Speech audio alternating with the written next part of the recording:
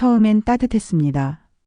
오랜만에 누군가와 함께 밥을 먹고 시장에 가고 병원도 같이 다니고 이 사람이라면 남은 인생을 함께해도 괜찮겠다. 그렇게 믿은 분들이 많았습니다.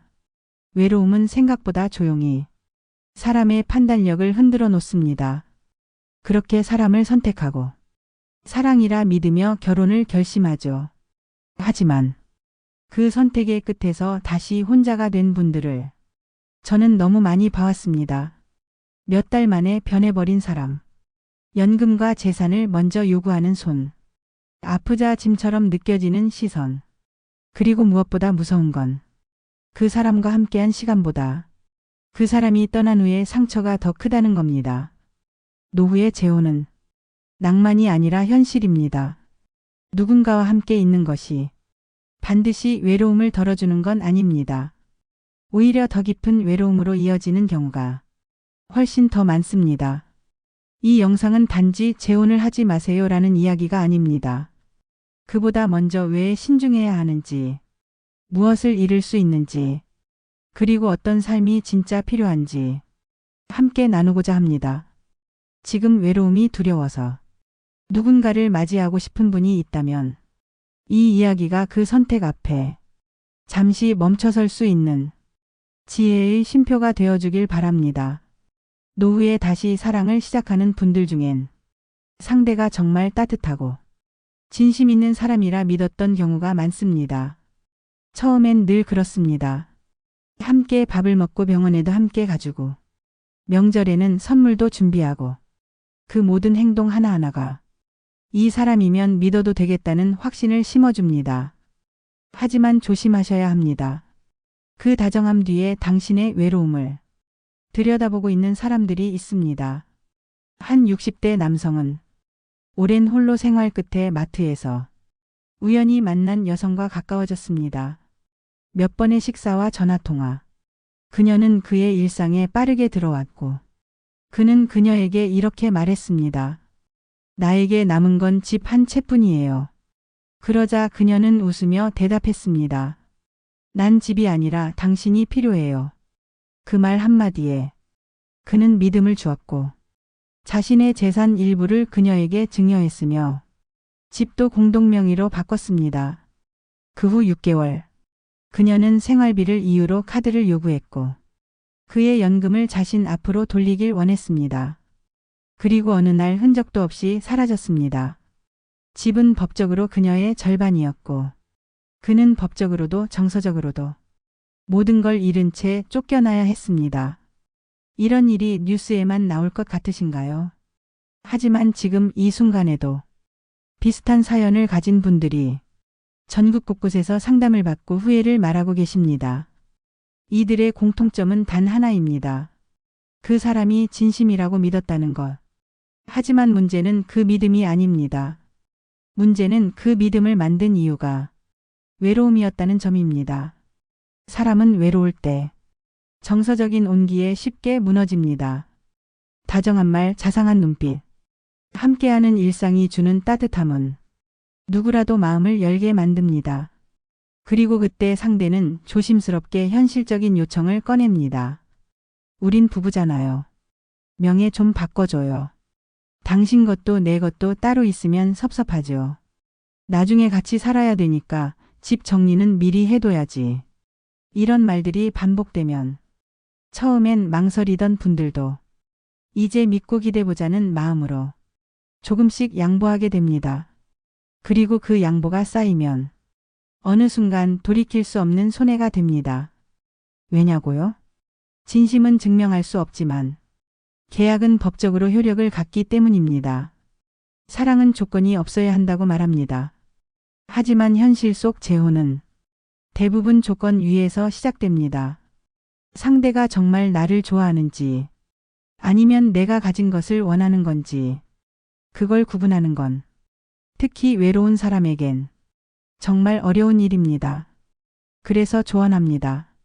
다정함보다 속도를 보시고 말보다 행동의 지속성을 보시고 무엇보다 나의 외로움이 판단을 흐리고 있지는 않은지 그걸 먼저 들여다보셔야 합니다.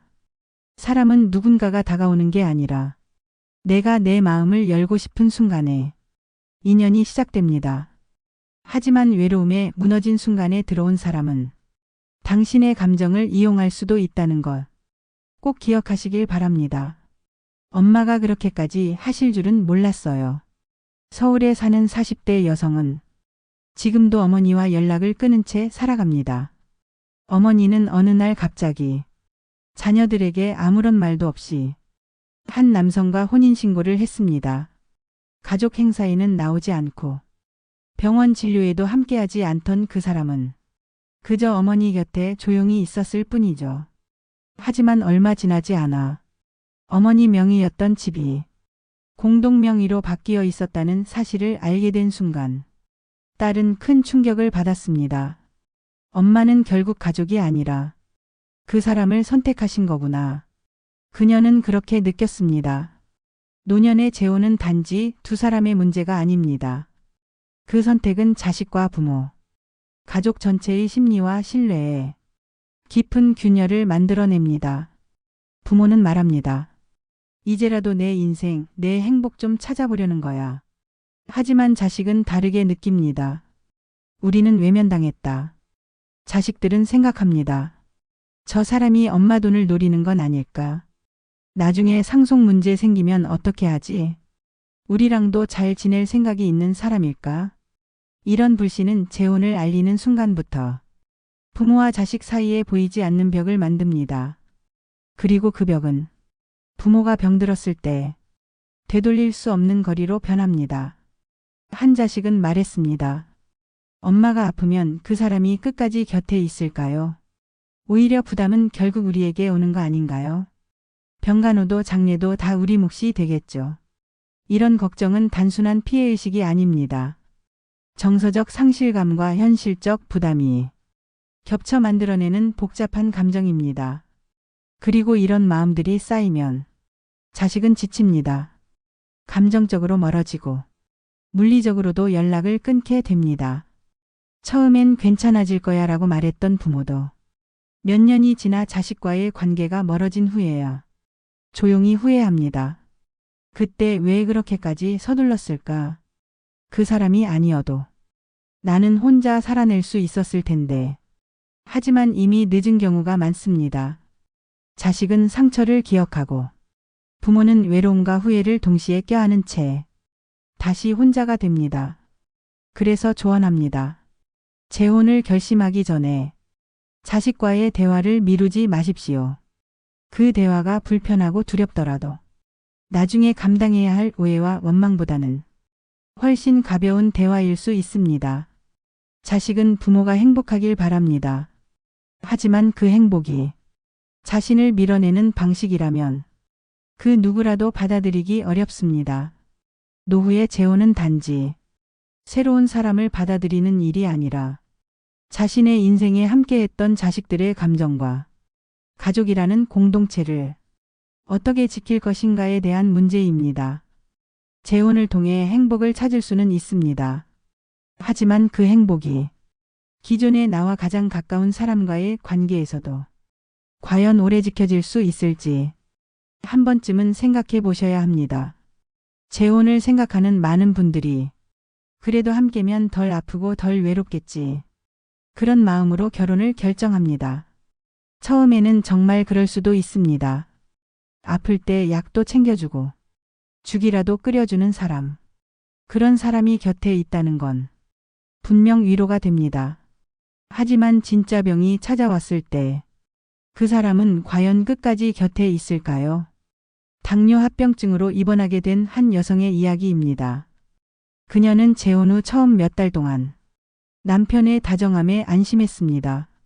하지만 병원에 입원하고 퇴원 후에도 통원 치료가 이어지자 남편은 점점 말수가 줄어들었고 급기야 이런 말을 했습니다. 언제까지 이렇게 아프기만 할 거야?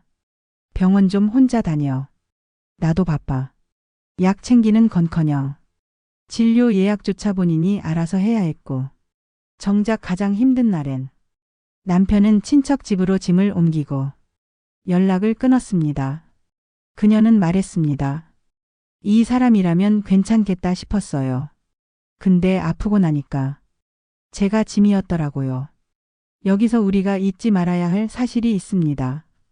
재혼은 계약이 아닙니다. 하지만 동시에 돌봄의 의무도 강요할 수 없습니다. 젊은 시절의 부부는 함께 살아온 세월과 정이 있고 아이들이란 연결고리가 있습니다. 하지만 노후의 재혼은 그런 기반 없이 시작되는 경우가 많습니다.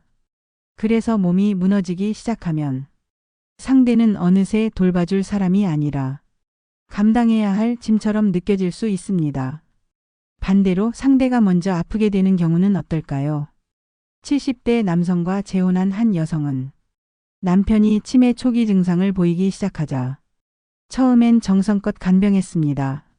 하지만 시간이 지나며 요양보호사를 부르고 요양병원을 찾고 결국에는 자녀들에게 나는 여기까지가 한계라고 말하며 물러섰습니다. 그녀는 눈물을 흘리며 털어놨습니다. 처음엔 할 수 있을 줄 알았어요.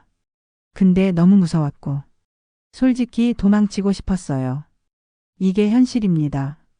노후의 재혼은 서로가 필요해서 만나는 경우가 많지만 정작 서로가 병들었을 때는 그 필요가 부담으로 바뀌는 경우가 더 많습니다. 함께 밥 먹을 사람을 찾았다고 해서 함께 아파줄 사람을 찾은 것은 아닙니다. 진짜 중요한 건 그 사람이 아플 때 내가 어떻게 할 수 있을지, 내가 아플 때 그 사람이 어떤 선택을 할 사람인지 미리 깊이 생각해 보는 것입니다. 노후의 병은 그냥 감기처럼 지나가는 일이 아닙니다. 치매, 파킨슨, 관절염, 암. 그 누구도 예외가 아닙니다. 그리고 그 병 앞에서 가장 먼저 드러나는 건 그 사람의 정이 아니라 관계의 본질입니다.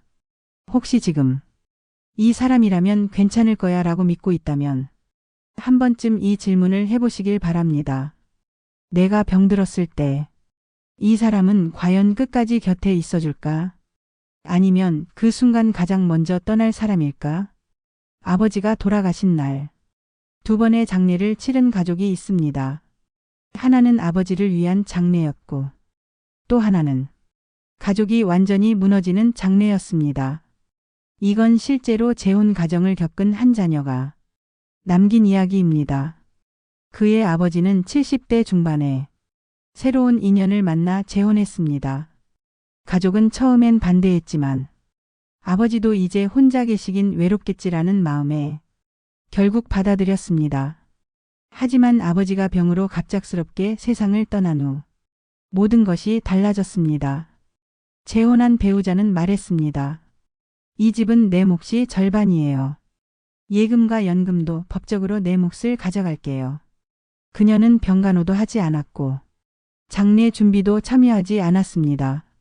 하지만 혼인신고가 되어 있었기에 법적으로는 분명한 배우자였습니다. 결과적으로 집의 절반, 아버지 명의의 예금, 연금 수령권까지 모두 그녀가 가져갔습니다.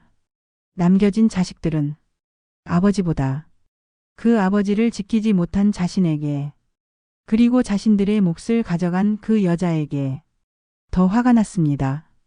여기서 우리가 반드시 알아야 할 것이 있습니다. 법적 권리는 끝까지 남는다는 사실입니다. 혼인신고라는 서류 하나면 그 사람은 당신의 배우자가 됩니다. 공동명의의 재산, 사망 후의 상속 지분, 각종 연금과 보험 수령권 모두 그 사람에게 넘어갑니다. 그 사람이 당신을 정말 사랑했는지, 당신을 끝까지 지켰는지, 가족들과 함께 했는지와는 아무런 상관이 없습니다. 한 70대 여성의 사례도 있습니다. 그녀는 3년 전 마음 맞는 남성과 재혼했지만 아이들에게는 말하지 않았습니다.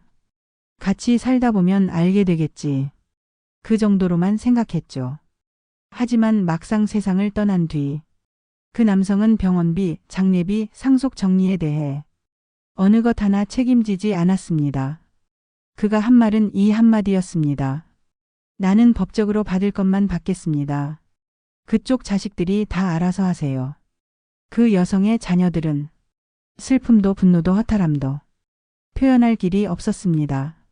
노년의 재혼은 사랑이 있어 시작될 수 있습니다. 하지만 그 끝에 남는 것은 계약의 효력입니다. 그 사람이 정말 곁을 지켰는지는 중요하지 않습니다. 배우자라는 지위 하나면 당신이 평생 지켜온 모든 것이 그 사람의 권리가 됩니다. 그리고 그 순간 당신의 자식들은 상실감과 배신감 속에서 당신을 기억하게 됩니다. 우리를 지켜줄 줄 알았던 부모가 오히려 우리를 가장 깊이 아프게 했다. 그래서 꼭 말씀드립니다. 지금 함께 있는 사람이 정말 괜찮은 사람이라고 생각되신다면 더더욱 신중하셔야 합니다. 좋은 사람이라면 법적 권리 이전에 자녀들과의 관계도 존중할 줄 압니다. 재산이 아니라 관계를 먼저 생각하는 사람은 절대 성급하게 혼인신고부터 하지 않습니다. 그리고 무엇보다 꼭 명심하셔야 할 한 가지.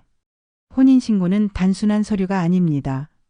그건 당신의 인생에 새로운 주인을 법적으로 인정하는 일입니다. 그 사람은 더 이상 좋아하는 사람이 아닙니다. 당신 재산의 공동 소유자이며 사망 시 상속의 최우선 순위자이며 법적으로 당신 가족보다 앞서는 존재가 됩니다. 사랑은 감정이지만 결혼은 제도입니다. 그 감정이 사라진 후에도 그 제도는 남습니다. 그리고 그 제도가 당신이 지키고 싶었던 사람들까지 무너뜨릴 수 있다는 것을 꼭 잊지 마시기 바랍니다. 누군가와 함께 살면 덜 외롭겠지. 많은 분들이 그렇게 생각합니다. 식탁에 둘이 앉아 밥을 먹고 조용한 밤에 대화할 사람이 곁에 있다면 살아갈 힘이 생길 것 같다고 말하죠. 그 마음 충분히 이해됩니다. 혼자 지내는 일상은 상상보다 훨씬 더 조용하고 때로는 마음을 텅 비게 만드니까요. 하지만 이 질문을 한 번쯤 진지하게 던져보셔야 합니다. 사람이 옆에 있기만 하면 정말 외롭지 않을까? 이혼 후 오랫동안 혼자 살아온 한 60대 여성의 이야기가 있습니다. 그녀는 늘 혼자였습니다. 텅 빈 집에 불을 켜고 들어가는 저녁, 혼자 밥을 먹는 주말, 말 한마디 하지 않고 흘러가는 하루. 그 모든 순간이 그녀를 점점 무겁게 만들었습니다. 그러다 어느 날, 한 남성이 다가왔습니다. 친절했고 자상했고, 그녀가 오랜만에 사람 대접받는다고 느낄 만큼 다정한 사람이었습니다. 그래서 함께 살기로 결심했습니다. 하지만 시간이 지나자 그는 그녀의 일상을 간섭하기 시작했습니다. 생활 습관을 바꾸라고 하고 돈 문제에도 개입하기 시작했습니다. 자기 가족에게 보내야 할 돈이 있다며 생활비를 요구하기도 했죠. 그제서야 그녀는 깨달았습니다. 외로움은 사람이 채워주는 게 아니라 내 삶이 단단해야 사라지는 거구나. 외로움은 누군가 옆에 있다고 해서 사라지는 감정이 아닙니다. 오히려 함께 있어도 더 외로워질 수 있습니다. 무엇보다 중요한 건 내 삶의 방식입니다. 아침에 일어났을 때 나를 움직이게 하는 작은 습관. 시간을 보내며 몰입할 수 있는 취미나 배움. 혼자 있어도 즐거운 혼자만의 시간. 규칙적인 식사, 가벼운 운동. 나의 몸을 내가 돌볼 수 있는 능력. 함께 즐거운 시간을 보낼 수 있는 가족과 친구. 이런 삶의 구조가 잡혀 있을 때 외로움은 서서히 작아지고 더 이상 위협이 되지 않습니다. 사람을 찾기 전에 삶을 먼저 단단히 세워야 합니다. 왜냐하면 삶이 단단한 사람만이 인연을 제대로 구분할 수 있기 때문입니다. 필요해서 만나는 인연은 언젠가 부담이 됩니다. 하지만 함께하고 싶어서 이어지는 인연은 삶을 더 풍요롭게 만듭니다. 혼자서도 잘 사는 사람만이 정말 좋은 사람을 만나도 지치지 않고 휘둘리지 않고 건강한 관계를 만들어갑니다. 혹시 지금 나도 누군가랑 살면 덜 외롭지 않을까? 이대로 혼자 있다가 죽는 건 아닐까? 그런 불안이 찾아왔다면 잠시 멈춰서 그 외로움을 채울 사람을 찾기보다 내 삶의 방식부터 돌아보시길 권해드립니다. 당신의 하루가 단단하다면 그 어떤 외로움도 당신을 무너뜨릴 수 없습니다. 그리고 그렇게 살아가다 보면 언젠가 정말 좋은 인연이 온다 해도 당신은 그 사람에게 기대지 않을 것입니다. 기댈 필요가 없기 때문입니다. 그 인연은 당신의 무게를 나눌 사람이 아니라 당신의 단단한 삶 위에 가볍게 놓일 수 있는 사람이기 때문입니다. 혼자라는 건 결코 불행이 아닙니다. 스스로를 돌볼 수 있는 가장 큰 자유입니다. 지금 이 순간 그 자유를 조금씩 키워가시길 바랍니다. 누군가에게서 오는 위로보다 스스로를 지키는 일상의 습관이 당신의 삶을 훨씬 더 평온하게 만들어줄 겁니다. 클로징. 누군가와 함께 늙어간다는 건 생각만으로도 참 따뜻한 일입니다. 아플 때 손을 잡아주고 식탁 앞에 둘이 앉아 밥을 먹고 밤이 깊어질수록 서로를 다독이며 잠드는 산후. 그런 산후. 누구나 한 번쯤은 꿈꿔봤을 겁니다. 그래서 많은 분들이 이야기합니다. 혼자 사는 게 너무 외롭다. 마음 맞는 사람이 있으면 같이 살고 싶다. 죽을 때 혼자 죽는 건 너무 비참하잖아. 그 말 틀리지 않았습니다. 하지만 이 질문도 함께 던져봐야 합니다. 그 외로움이 무서워서 도망치고 싶은 걸까? 외로움을 피하기 위해 맺은 인연은 그 외로움보다 더 깊은 상처로 되돌아올 수 있습니다.